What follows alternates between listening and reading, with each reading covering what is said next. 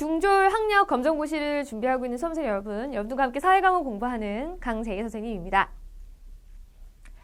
자, 사회 1에 해당하는 내용을 압축적으로 정리하는 강의인데요. 강의 어떻게 활용하시는 것이 좋은지는 제가 OT 강의를 따로 찍어놨습니다. OT 영상 확인하고 오시고요.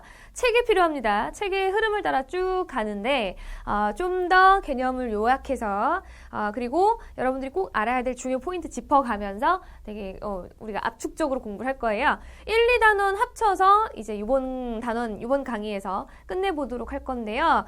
약간 좀 스피드하게 갈 거니까 좀 빠르게 따라오시고 여러 번 반복해서 보는 것으로 공부하시면 될 것 같습니다. 자, 그럼 바로 들어가서요. 우리 위치 표현 및 우리나라의 위치에 대한 1단원 내가 사는 세계 한번 살펴보도록 하겠습니다. 자, 일단 우리가 위치를 표현할 수 있는 도구가 뭐가 있느냐? 지구본과 세계지도를 보면 세계의 위치를 파악할 수가 있겠죠. 근데 이 지구본은 구 형태로 되어 있기 때문에 이 지구를 있는 그대로 축소를 해놓은 거라서 거리나 면적, 위치 등이 정확한 편이에요. 단점이 있다면 한쪽 면에서만 볼 수 있지 반대편에 입체적이기 때문에 반대편 볼 수가 없죠. 그러니까 한눈에 보기 어렵다는 단점이 있습니다. 자, 반면에 세계지도는 한눈에 보기에 쉽죠. 이것을 펼쳐놓은 거기 때문에 이렇게 쭉 펼쳐놓은 거기 때문에 한눈에 보기 쉽다라고 하는 장점이 있지만 이것은 거리나 위치나 면적이 왜곡되어 있는 형태이기 때문에 실질적인 정보와는 조금 다를 수 있다라고 하는 부분들이 세계지도는 단점이 되겠죠. 그래서 지구본의 단점을 보완하기 위해서 만든 게 세계지도다 이렇게 생각하시면 될 거고 일단은 또 세계지도는 휴대하기가 용이하기 때문에 이런 장점을 가지고 있기 때문에 많이 쓰이고 있습니다. 자, 우리가 두 번째로 이야기할 것은 그러면 전체적으로 세계지도에서의 대륙과 해양의 위치를 알아야 되겠죠. 그거 한번 나눠보도록 할게요. 자, 기본적으로 가장 큰 바다 3대양이 있죠. 태평양이 있고 그리고 대서양이 있고 또 인도양이 있습니다. 이게 제일 큰 3대양이고요. 그리고 대륙을 나누면 어떻게 나눌 수 있냐면 아시아가 가장 대륙 중에 크고요. 유럽이 있고요. 이 유럽과 아시아를 묶어서 유라시아 대륙이다 이렇게 부르기도 합니다. 자, 그리고 밑으로 내려오면 아프리카 있죠. 그리고 오세아니아 있죠. 오세아니아. 그리고 북아메리카, 남아메리카 이렇게 6대륙으로 나누게 되죠. 하나, 둘, 셋, 넷, 다 6개. 그래서 3대양 6대륙으로 구분하고 만약에 5대양 6대륙으로 본다라고 한다면 위아래로 북극해, 남극해 이렇게 집어넣어 주시면 되고요. 그래서 뭐 지도를 굳이 펼쳐놓고 여기가 어디냐, 어느 나라냐는 잘 물어보진 않아요. 근데 이제 우리가 뒤에 있는 내용들을 공부할 때 어떤 나라가 어느 쪽에 있는지를 알고 얘기해봐야 되는 그런 부분들이 있어서요. 주요 국가들 표시해 두시고 한번 지도 펼쳐보시고 주요 국가들만 동그라미 쳐서 대략적 어떤 위치에 있구나, 아시아에 속하는구나, 유럽에 속하는구나 정도를 기억해 주시면 될 것 같아요. 뭐 이쪽에는 캐나다, 미국, 멕시코가 있고요. 그다음 브라질, 칠레, 아르헨티나 등이 있을 거고요. 오스트레일리아, 뉴질랜드, 인도네시아, 베트남, 말레이시아, 인도, 중국, 우리나라, 일본, 사우디아라비아, 이집트, 영국, 그리스, 이탈리아, 그리스, 영국, 그다음 프랑스, 독일 뭐 이런 식으로 주요 국가가 어디에 해당하는지 정도는 위치를 파악해 두시면 좋겠습니다. 자, 그 다음 우리가 위치를 표현하기 위해서 꼭 알아야 되는 것이 바로 위도와 경도인데요. 우리가 나 몇 동 몇 번지 살아 라고 내가 사는 위치에 대해서 숫자로 나타내는 경우가 있잖아요. 세계의 다양한 국가들도 숫자로 나타내기 위해서는 지점을 설치를 하는데 위도는 지구에다 그려놓은 가로선이에요. 임의로 가로로 선을 그려놨고 경도는 세로선이 되겠습니다. 그래서 위도는 적도를 기준으로 해서 북반구와 남반구를 나누는 기준이 되고 북위 0에서 90도까지 그 다음에 남반구, 남쪽, 남위 0에서 90도까지 우리가 같은 지구의 중심에서 같은 각도를 연결한 선이에요. 자, 경도의 기준선은 본초 좌우선이어서 요것은 세계 여러 나라들이 모여서 영국의 본초 좌우선을 기준으로 하기로 결정을 했고요. 여기는 동반구와 서반구를 나누는 기준이 되어서 0에서 180도까지 표시를 해서 지점을 설치할 수 있습니다. 그래서 좌표를 읽어서 세계 각 국가의 위치를 설명할 수가 있죠. 자, 그 다음에 우리가 세계의 위치를 설명할 때는 랜드마크로도 설명할 수 있습니다. 에펠탑 앞이야, 아니면 자유여신상 근처야 라고 우리가 이 랜드마크라고 하는 것은 그 특정 지역에서 유명한 건축물, 문화유산 등을 일컫는데요. 국가의 위치를 설명할 때 그 국가의 상징물을 이야기할 수도 있겠고요. 아니면 지역 단위로 봤을 때는 도서관이나 박물관, 이렇게 체육관, 이렇게 커다란 누구나 알만한 눈에 띄는 건물을 가지고 우리가 지역의 위치를 또 설명할 수가 있겠습니다. 그래서 랜드마크를 통해서 위치를 설명할 수 있겠다. 이렇게 우리가 위치 설명에 대해서 같이 봤습니다. 위치를 표현할 수 있는 수단에 대해서 살펴봤습니다. 자, 두 번째 단원으로 넘어가면요. 영해, 영토, 그리고 영공을 한번 살펴보도록 할 건데요.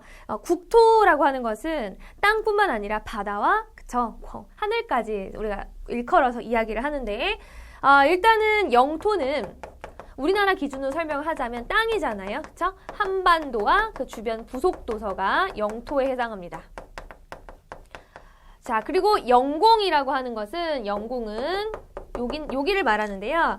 영토에서부터 시작해서 영해까지 합친 영토와 영해 위의 상공을 영공이라고 해요. 영토와 영해 위의 상공을 영공이라고 하고, 수직적으로는 대기권까지를 말해요. 그러면 영공이 아닌 공통의 하늘은 뭐라고 합니까? 라고 하면 공공이라고 하고요.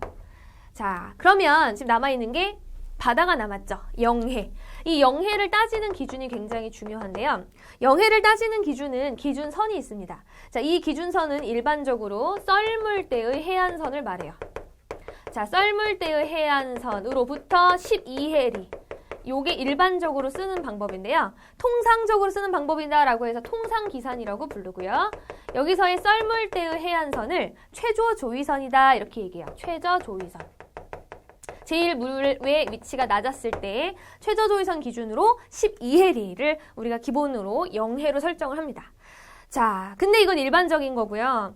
서해안이나 남해안 같은 경우 동해안, 제주도, 울릉도, 독도는 일반적인 이 통상기선을 사용을 하는데요. 서해안과 남해안은 해안선이 굉장히 복잡해요. 따라서 해안선이 복잡하기 때문에 그냥 최저조위선에서 12해리를 따지기가 어려웠던 거죠. 그래서 쓰는 방법이 뭐냐면, 직선기선이라고 하는 건데요. 직선기선은요, 제일 끝에 있는 섬들을 직선으로 연결한 다음에 거기에서 12해리를 가는 것을 직선기선이라고 합니다. 즉, 정리하면 최외곽도서, 제일 끝에 있는 섬에서 12해리를 따진 것을 우리가 직선기선이라고 한다. 자, 그럼 대한해협은 직선기선으로 하는데, 중요한 것은 일본과의 거리가 사이의 바다를 대한해협이라고 하는데 거리가 너무 좁아서 12해리를 따지기는 어렵고요. 3해리를 기준으로 합니다. 그래서 이게 영해를 설정하는 선이 되겠습니다. 자, 그래서 영토부터 영해에 이르는 그 위에 하늘을 영공이라고 하고요. 영해에 통상적으로는 통상기선, 그리고 해안선이 복잡할 경우 직선기선을 사용한다. 그리고 우리 영해 바깥에 있는 공동의 바다는 우리가 뭐라고 하냐면 공해라고 합니다. 자, 근데 여기 보니까 하나 더 표시가 되어 있어요. 영해보다는 넓고 공해까지 들어와 있는데요. 우리가 중요한 개념이 뭐가 있냐면 바로 배타적 경제수역이다라는 것이 있어요. 우리 책에 자세하게 설명이 나와 있는데요. 자, 배타적 경제수역은 영해를 포함해서 최저조위선으로부터 몇 해리냐면 200해리를 말합니다. 최저조위선으로부터 200해리. 따라서 실질적으로는 200해리 중에 영해에 12해리가 겹치기 때문에 그 부분을 뺀 188해리에 해당하는 부분이 배타적 경제수역이라고 할 수가 있는데, 자, 이 188해리라고 하는 배타적 경제수역은 다른 나라 배들이 왔다 갔다 할 수가 있어요. 기본적으로 영토, 영공, 영해는 그 국가의 허락이 있어야만 통행이 가능한데요.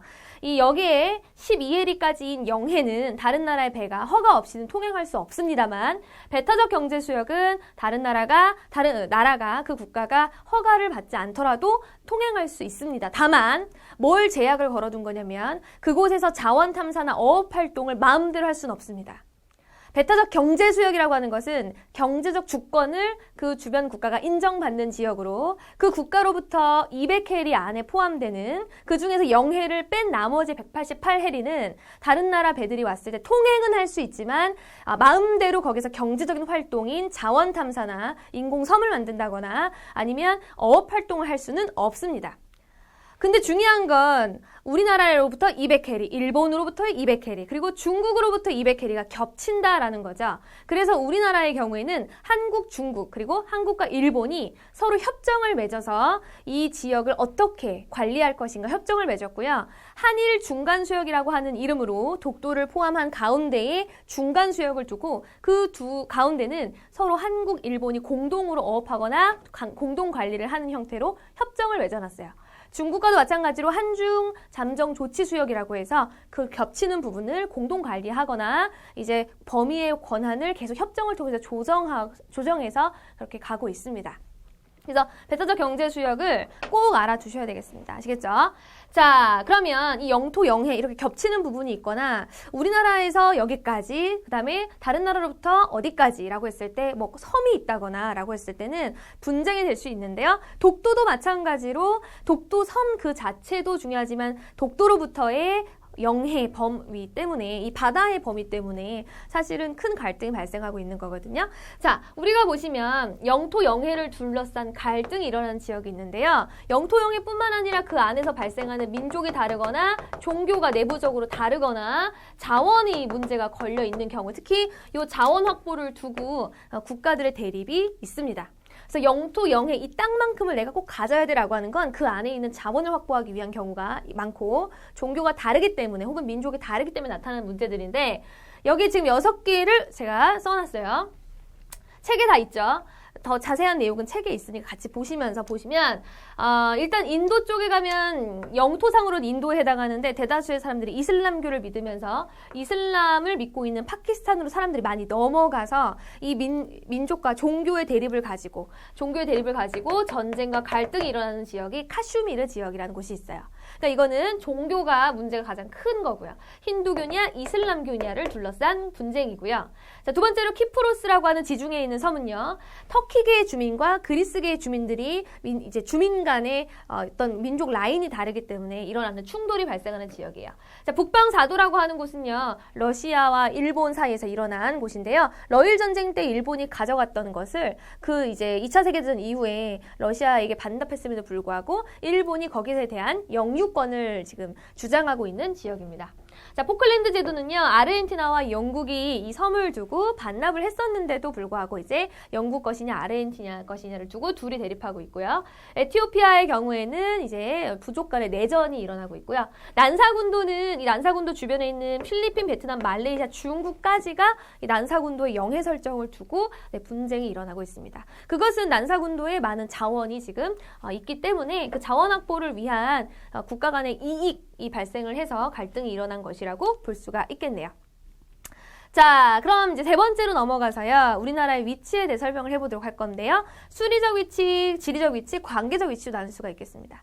자, 지리적 위치라고 하는 것은 대륙과 해양을 두고 설명하는 것으로 일단 우리나라의 위치니까 유라시아 대륙에 걸쳐 있고 태평양과 인접해 있습니다. 그래서 대륙과 해양으로 진출하기 편리한 반도국의 위치적 특색을 가지고 있죠. 자, 그리고 수리적 위치는 위도와 경도로 나타내는 것을 수리적 위치라고 하는데요. 우리나라는 중위도에 해당하고요. 그리고 경도로 따지면은 135도를 표준 경도로 쓰고 있습니다.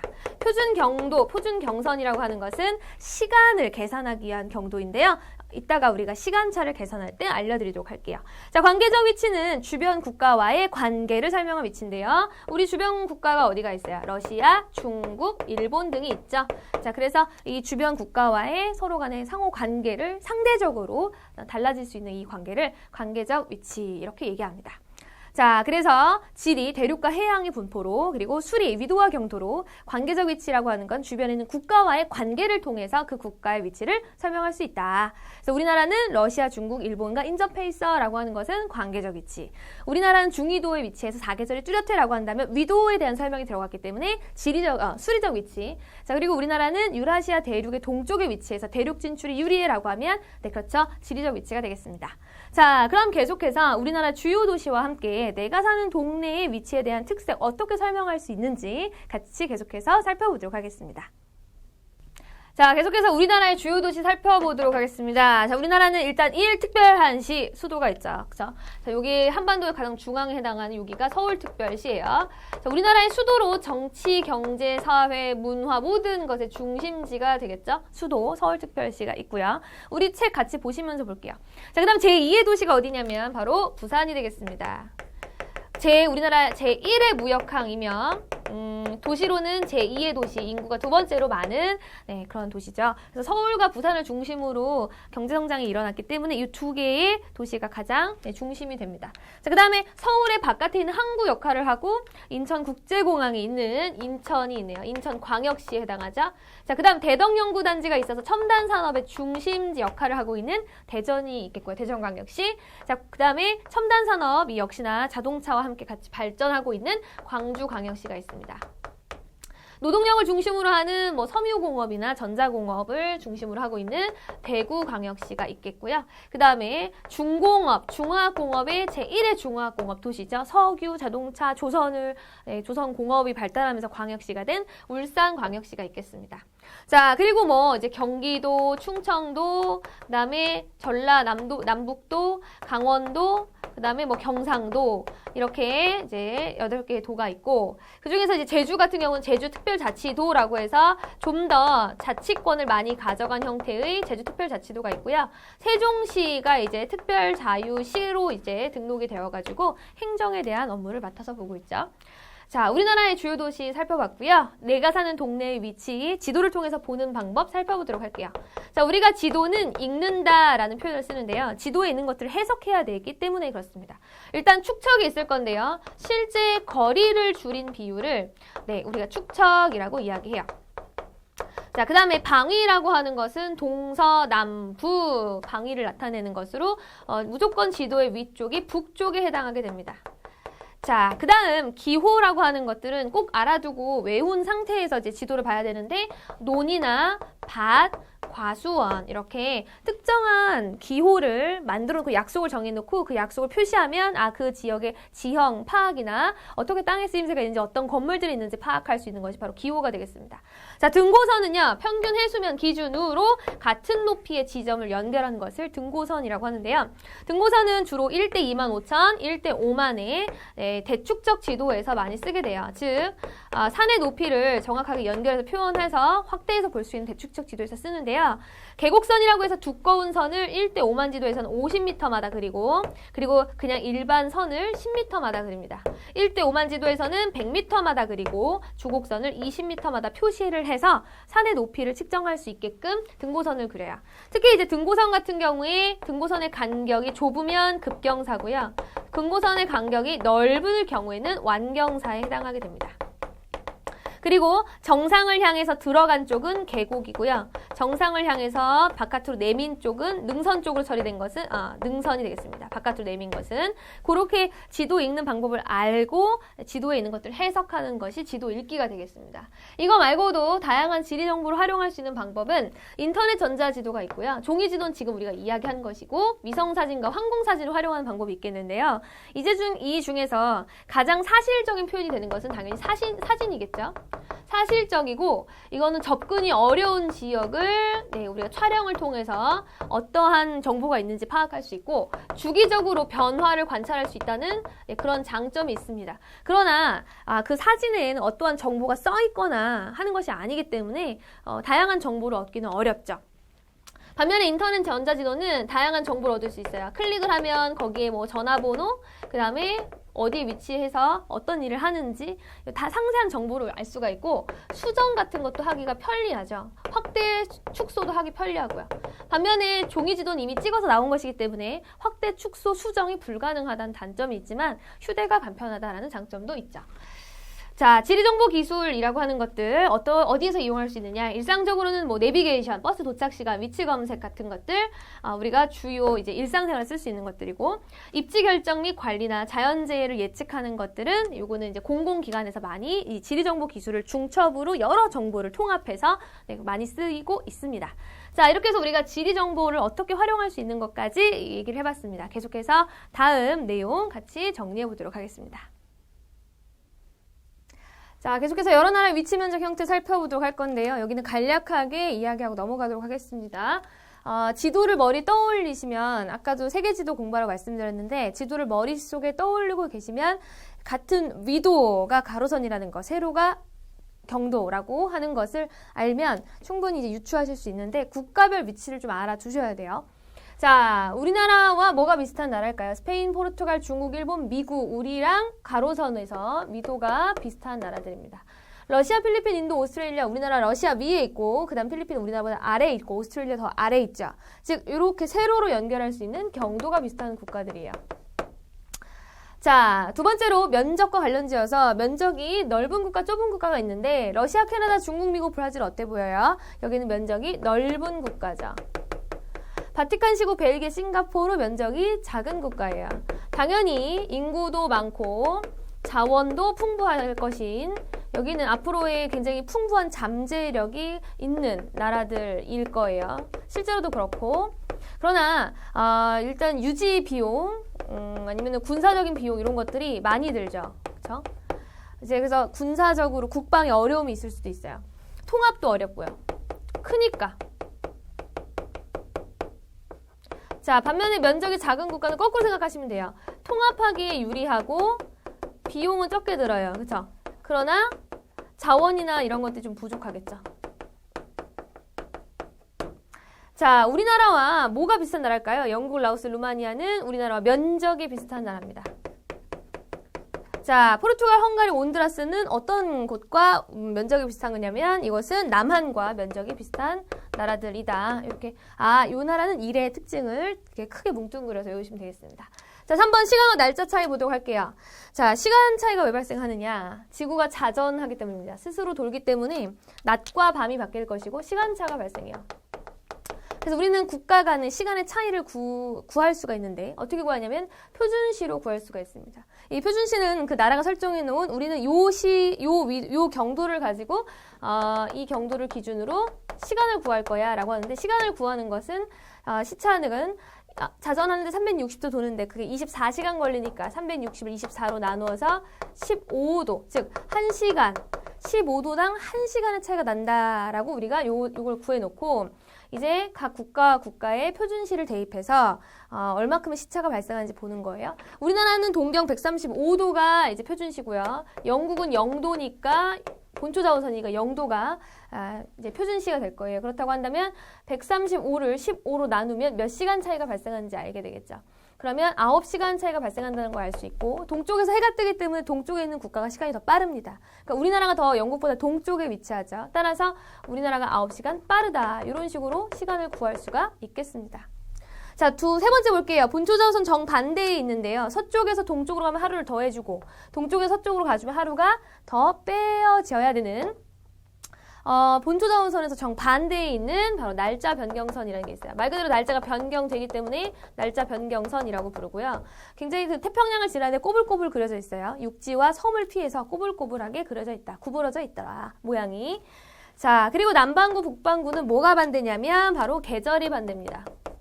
자, 이유는 자전축이 23.5도 기울어진 채로 기울어져서 지구가 공전하기 때문에 이 계절이 반대로 나타나게 되는데요. 지구가 어디에 위치했느냐에 따라서 6월에서 8월 정도가 되면 북반구 쪽으로 햇빛이 많이 들어가고 기울어져 있어서 그리고 12월에서 2월이 되면 남반구 쪽으로 태양 일사량이 많아지게 됩니다. 그것 때문에 이제 계절이 바뀌게 되는 거죠.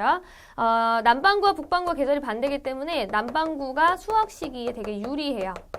그래서 밀, 과일 이런 것들을 북반구로 많이 수출을 하고요. 그리고 관광을 하기에도 계절이 반대이니까 서로 다른 계절을 원하면 관광을 다른 반대편에 있는 국가로 하면 되겠죠. 그래서 관광업과 농업에 이제 유리한 측면들이 있을 수 있겠다라고 정리를 하시면 되겠습니다.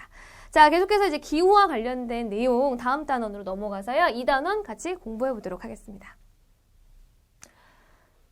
자, 계속해서 2단원 다양한 기후지역과 주민생활 보도록 하겠습니다. 자, 1번 기온과 주민생활. 일단 기후가 뭐냐면 기후라고 하는 것은 장기간에 걸쳐서 어떤 특정 지역에서 나타나는 평균적인 대기 상태, 종합적인 대기 상태를 말합니다. 날씨는 단기적인 기후 상태를, 대기 상태를 얘기할 건데요. 장기적, 단기적이라고 하는 다른 점이 있죠. 이 기후를 이루는 요소는 기온, 강수, 바람이 가장 기본적이고요. 이 기온, 강수, 바람이라고 하는 기후 요소는 지역마다 다를 거예요. 모든 지역이 동일하게 같은 기후, 같은 비의 양, 같은 바람이 부는 게 아니잖아요. 왜 지역마다 차이가 있냐면 기후 요인 때문에 그렇습니다. 기후가 지역마다 다르게 기후를 지역마다 다르게 하는 이유를 기후 요인이라고 해서 위도에 따라 달라질 거고 지형에 따라 달라질 거고 해류에 따라 달라집니다. 그래서 어떻게 세계의 기온이 분포하는지 정리를 하고 구분해 보도록 하겠습니다. 책에서는 구분이 먼저 나와 있는데 요 기온 분포를 먼저 설명을 하고 구분을 하겠고요. 요 기온을 구분하는 부분에 있어서는 제가 책을 좀 내용을 같이 정리를 했는데 기온과 주민생활 16페이지에 있는 주민생활과 그리고 저 뒤로 20페이지에 있는 기후 조건을 활용한 관광지가 뭐가 있는지 같이 묶어서 표로 얘기를 해볼게요. 책은 순차적으로 나와 있습니다. 자, 일단 세계의 기온 분포는 대체로 뭐와 평행하냐면 위도와 평행합니다. 위도와. 자, 그래서 저위도에서 고위도로 갈수록 일사량이 줄어들기 때문에 보면 극지방이 일사량이 더 적게 들어오겠죠. 그래서 일사량이 점점 줄어들기 때문에 기온은 낮아지게 돼요. 저위도에서 갈수록 고위도로 갈수록. 자, 그리고 해류에 따라서는 어떻게 달라지냐면 해류에 따라서는 난류가 흐르면 기온이 같이 올라갈 거고 한류는 차가운 공기가 형성이 되니까 기온이 낮아지게 돼요. 수륙 분포에 따라서는 바다 쪽은 기온 자체가 조금 따뜻하고 대륙은 기온의 영향을 많이 받기 때문에 더울 땐 더 덥고 그 다음에 추울 땐 더 추워요. 즉 대륙 쪽으로 갈수록 연교차가 커지게 됩니다. 높고 낮은 차이가 커지게 되는 거죠. 해발고도는 고도가 높아짐에 따라 기온 체감 현상에 따라서 기온은 낮아지게 돼요. 자, 그래서 이런 것들을 종합해서 봤을 때 우리가 기후 구분을 하면 일단 기본적으로 위도에 따라 평행하게 나타나기 때문에 저위도부터 시작을 해서 고위도로 갈수록 추워지는데 열대기후, 그 다음 온대기후, 건조기후, 냉대기후, 한대기후 이렇게 나눌 수가 있겠습니다. 그리고 고산기후까지 우리가 어떤 기후 특징이 있는지 살펴볼게요. 자, 열대기후는요, 고온 다습해요. 1년 내내 비가 많이 오고 덥습니다. 그래서 잎이 커다란 키가 큰 열대림이 많이 분포를 해요. 여기는 옛날에 유럽의 식민 지배를 받았기 때문에 유럽인들의 자본과 원주민의 노동력을 이용해서 카카오, 고무, 사탕수수와 같이 기호 작물을 재배하는 플랜테이션이라고 하는 농업 방식을 많이 하고 있어요.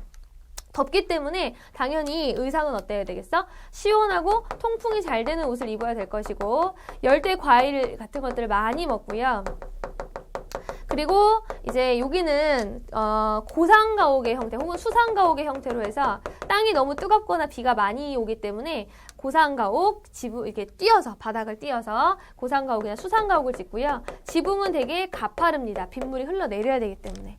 이런 지역에서 가능한 이제 관광은 뭐가 있냐면 열대 바닷가 해안가에서 많은 레포츠들이 있고요. 그런 해저 레포츠가 있죠. 그리고 사파리 아니면 고무, 카카오, 커피 농장 같은 것들을 우리가 관광 자원으로 활용해 볼 수가 있겠습니다.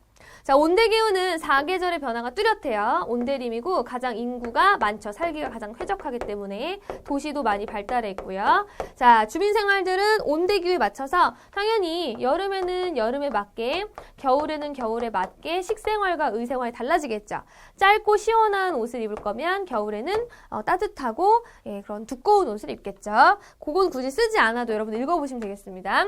관광 자원은 주로 이제 온대기후 중에서도 지중해 쪽 쪽이 관광자원이 많이 발달했어요. 그래서 지중해 쪽으로 가면 산토리니라고 하는 그 도시 자체만으로도 아름다운 곳이 있고요.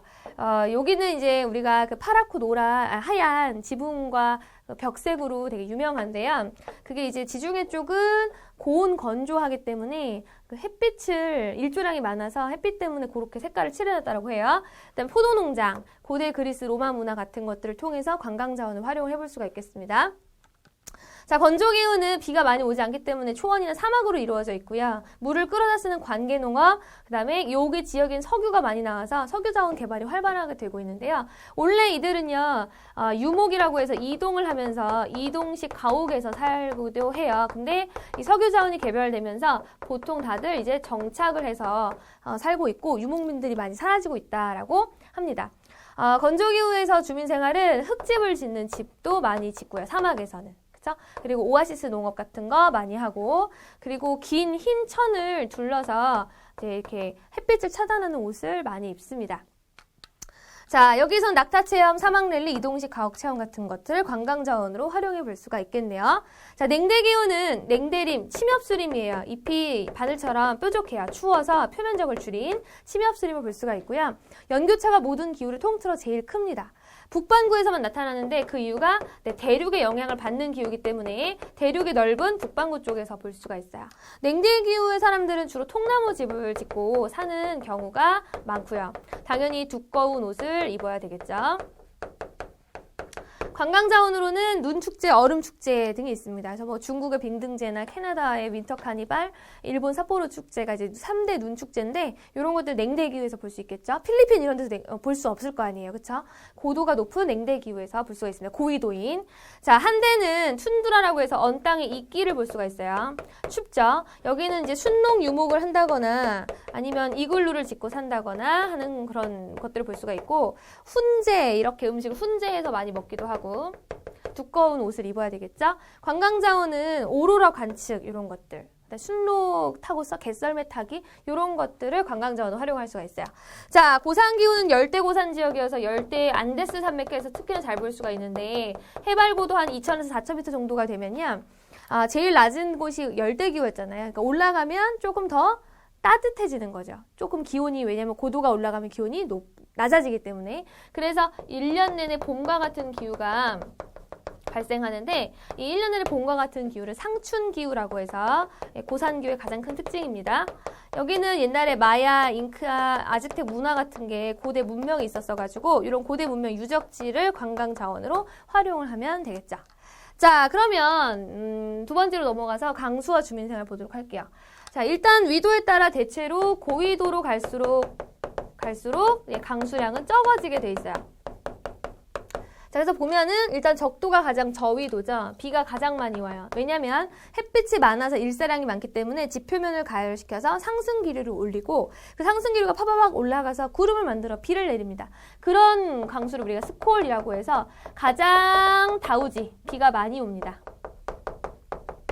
자, 남북회계선은요, 이 상승했던 구름을 만든 기류가 다 물기를 빼고 하강하는 지점이기 때문에, 자, 남북회계선에서는 하강 기류가 보이는데 하강 기류는 습기가 없어요. 상당히 건조해요. 따라서 이 지역에는 사막이 생기게 돼요. 사막, 남북회계선은. 자, 남북이 40에서 60은 위에서 내려온 차가운 공기와 아래에서 올라온 따뜻한 공기가 만납니다. 만나는 걸 우리가 전선이라고 해서 한대 전선이 있기 때문에 비가 많은 편입니다. 양극지방은 차가운 공기 덩어리밖에 없어서 따뜻한 공기가 위로 올라가야 구름을 만드는데 구름을 만들지를 못해요. 그래서 역시나 여기는 비가 적은 지역입니다. 그렇다고 해서 건조하진 않아요. 왜냐하면 여기 남북회계선은 강수량보다 증발량이 많은 게 문제예요. 강수량도 적긴 적지만 그보다 증발량이 많기 때문에 건조하다라는 느낌이 있지만, 여기 극지방 같은 경우는 일사량이 작아서 증발량이 많진 않아요. 그래서 이제 그래도 습하고 비가 적지만 적은 가운데 건조해서 사막이 생기진 않습니다. 자, 수륙 분포에 따라서도 강수의 양이 달라질 건데요. 수륙 분포에 따라서는 내륙으로 갈수록 강수는 적어지겠죠. 바다와 습기가 멀기 때문에. 지형에 따라서는 우리가 이렇게 지형이 높고 낮은 곳이 있으면 바다를 지나서 오는 바람의 방향이 산을 들이받는 곳, 여기를 우리가 바람 바지 사면이라고 할 건데, 바람 바지 사면은 비가 많이 오고요. 자, 반대편으로 가면 이렇게 넘어가면서 점차 기온이 높아질 거죠. 고도가 낮아지니까 산을 넘고 나면 기온이 높아지게 돼요. 그래서 여기 바람 그늘 사면이라고 하는데 바람 그늘 사면 혹은 바람 의지 사면 쪽은 강수량이 비가 적다. 됐죠? 바람은 바람의 성격에 따라서 비의 성질도 달라진다는 거고요. 해류는 난류가 흐르면 따뜻하니까 상승기류가 생겨서 비가 많이 오고 한류 쪽은 역시 공기가 차가워지면 구름이 생기지 않을 거니까 한류가 있으면 비가 적게 오고 건조하더라 라고 이렇게 각 기후 요인에 따라서 지역마다 강수량의 차이가 있겠다라고 정리하시면 되겠습니다. 자, 세 번째로 오면요. 나라 이름이 쭉 써 있는데요. 핀란드, 캐나다, 울릉도, 일본 북서부 지역, 알프스 히말라야 산지 다 그렇죠. 눈이 많이 오는 지역이에요. 자, 그래서 비가 많이 오는 지역, 비가 적게 오는 지역, 눈이 많이 오는 지역까지 우리가 공부를 해봤는데 이 지역의 사람들의 주민생활 어떨까요? 강수량이 많은 지역은 일단은 뭐 저수지나 댐 이런 시설들을 많이 활용하려고 할 거고요. 그리고 지붕이 가파른 편이고요. 경사도가 있어요. 그리고 강수량이 적은 지역의 주민생활 같은 경우는 역시나 댐 설치나 저수지 같은 게 많은 게 물이 적어서 줄어들었을 때를 대비한 거고 관계 수로 같은 것들을 많이 만들겠죠. 사막이나 초원들이 있을 거고요. 눈이 많이 오는 지역 역시 지붕의 경사도가 굉장히 높습니다. 우리나라 울릉도 같은 경우는 우대기라고 해서 밖에 방설 벽을 쳐서 눈이 쌓여도 외부 활동이 가능하도록 하는 그런 공간을 만들기도 합니다. 자, 그래서 강수와 주민생활 관련해서 여러분들 강수량이 많은 지역, 그 다음에 적은 지역 한번 거기 있는 표 공부해 두시면 될 것 같아요. 자, 그러면 계속해서 우리는 우리나라의 기후에 대해서 이야기해 보도록 하겠습니다. 자, 계속해서 우리나라 기후 살펴보도록 할게요. 일단 기본적으로 기후 특징을 보면요. 냉온대 기후예요. 위도상 중위도에 있기 때문에 사계절이 뚜렷한 냉온대 기후가 나타나죠. 남북으로 또 기니까 온대, 냉대를 같이 걸쳐 나타납니다.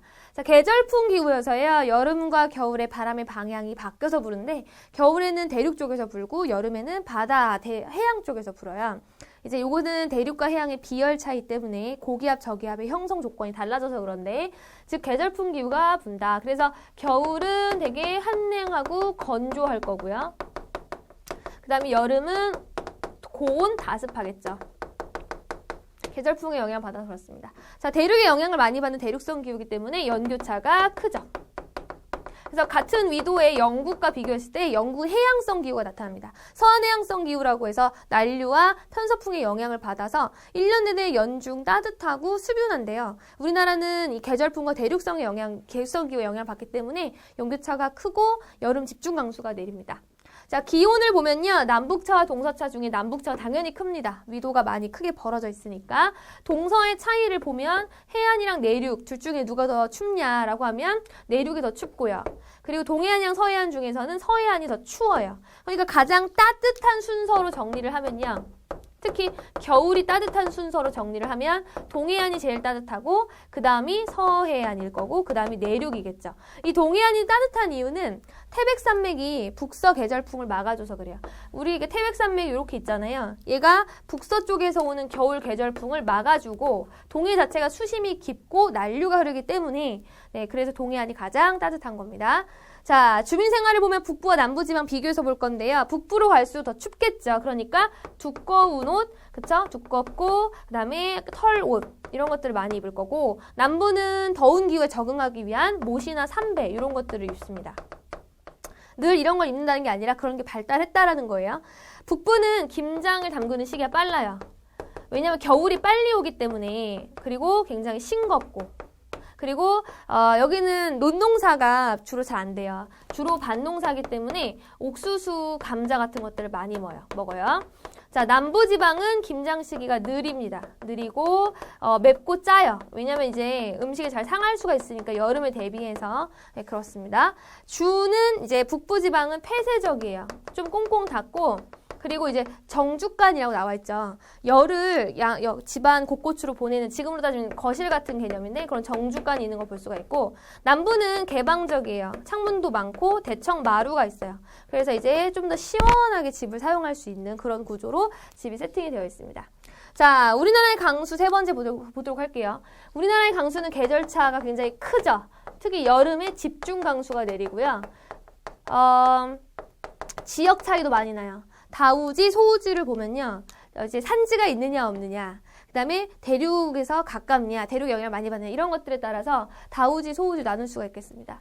일단 다우지는 어디가 있냐면 가장 많이 오는 곳 한강 중상류, 청천강 중상류, 이런 곳은 다우지고요. 제주도, 그리고 네, 이런 곳 남해안 다우지예요. 그 다음에 소우지는 어디가 있냐면 개마고원, 습기가 차단돼요. 육지랑 대륙의 영향을 많이 받아서 소우지고요. 그 다음에 대동강 하구 쪽은 그냥 구름이 통과해버리기 때문에 비를 내릴 수 있는 요건이 형성이 안 돼 있어요. 지형적으로. 그래서 소우지고, 대구 안동분지, 여기도 소우지입니다. 대구 안동분지의 경우에는 이렇게 생겼거든요. 여기가 대구면 이쪽으로 비바람, 비구름이 오는 걸 다 차단하기 때문에 얘를 이렇게 넘어오는 애들은 고온 건조해진 애들이 들어오기 때문에 네, 굉장히 소우지가 되겠습니다. 자, 우리나라의 바람 보겠습니다. 아까 계절풍 얘기했었죠? 겨울 계절풍은 북서풍이어서 대륙 쪽에서 불어옵니다. 대륙 쪽에서. 그 다음에 여름 계절풍은 남동풍이에요. 남동풍이어서 주로 바다 쪽에서 불어옵니다. 자, 높새바람이라고 하는 게 있는데요. 오호츠크해 기단 쪽에서 불어오는 북동풍이에요. 오호츠크해에서 불어오는 북동풍의 순 우리말입니다. 근데 이제 얘가 불어오면요, 얘가 태백산맥을 넘어가는데, 태백산맥을 이렇게 넘어가면서 이쪽에는 얘를 산을 타고 올라가니까 기온이 점차 낮아지면서 얘가 응결을 해가지고 습기가 응결해서 일단 비를 내립니다. 그래서 우리가 태백산맥 기준으로 영서지방, 영동지방이라고 하는데, 영동지방에 비를 내리고 얘가 이렇게 넘어가면서 고온 건조해지는 팬 현상이 일어나요. 이런 걸 팬 현상이라고 하는데, 고도가 낮아질 거니까 고온해질 거고, 습기를 이미 다 뺐기 때문에 건조한 바람이 영서지방에 불어와서 영서지방에 가뭄 피해를 주는 그런 바람으로 기록이 되어 있습니다. 실제로 가뭄 피해를 줍니다. 그래서 높새바람은 이제 그런 영서지방에 가뭄 피해를 줄 수가 있겠다. 자, 그 다음 5번째로는 우리나라 계절 차이를 볼 건데, 우리나라 주변에 있는 공기 덩어리들을 볼 거예요. 우리 공기 덩어리를 기단이라고 해서 이 공기 덩어리의 영향을 받아서 이제 기후가 좀 차이가 날 수가 있는데, 북쪽에 있는 애들은 좀 차가운 편이고, 남쪽에 있을수록 따뜻한 기단이에요. 공기 덩어리고, 대륙 쪽에 있을수록 건조하고요. 바닷가에 있을수록 습기가 많죠. 그래서 여기는 대륙이면서 시베리아 쪽이어서 시베리아 기단이기 때문에 춥고 건조한 공기 덩어리예요. 한랭 건조한 공기 덩어리. 다 겨울에 우리나라에 영향을 많이 주고, 만약에 얘가 봄에 시베리아 기단이 우리나라에 가까이 오게 되면 꽃이 폈는데도 갑자기 추워지는 거예요. 꽃샘추위의 원인입니다. 그리고 3한4온의 원인이기도 해요. 3한4온, 3일은 춥고 4일은 따뜻한 건 이 시베리아 기단이 커졌다 작아졌다 반복해서 그래요. 자, 그 다음에 여기 오호츠크해 기단인데요. 오호츠크해 기단은 아까 전에 얘기했었죠? 그렇죠. 높새바람이 붑니다. 우리나라에서 늦봄, 초여름에 이 기단이 커지게 되고, 높새바람도 늦봄에서 초여름에 불게 되죠. 자, 이쪽은 양쯔강 기단이에요. 우리나라의 봄과 가을에 영향을 주는데 온난 건조한 특징을 가지고 있고요. 그 다음에 봄, 가을에 불어오고, 따라서 중국 쪽에서 황사바람을 가지고 옵니다. 그죠? 자, 그리고 마지막으로 북태평양 기단인데요. 저쪽 북태평양에서 올라오는 고온 다습한 특징을 가지고 있어서 우리나라의 열대야, 여름에 밤에도 되게 더운 열대야, 무더위를 가지고 오는 그런 기단이 되겠습니다. 이 오호츠크해 기단과 북태평양 기단이 둘이 만나면 장마 전선을 만들게 됩니다. 얘가 차갑고 따뜻하기 때문에 둘이 여름에 겹쳐서 만나게 되면 장마 전선이 생기게 돼요. 자, 마지막으로 기후와 자연재해 정리하도록 할게요. 홍수는 아시겠지만 이제 물이 범람해서 발생하는 자연재해죠. 자, 그래서 짧은 시간에 강수량이 집중호우가 내리고, 우리나라의 경우에는 여름 계절풍도 오는 데다가 태풍도 오게 돼서요.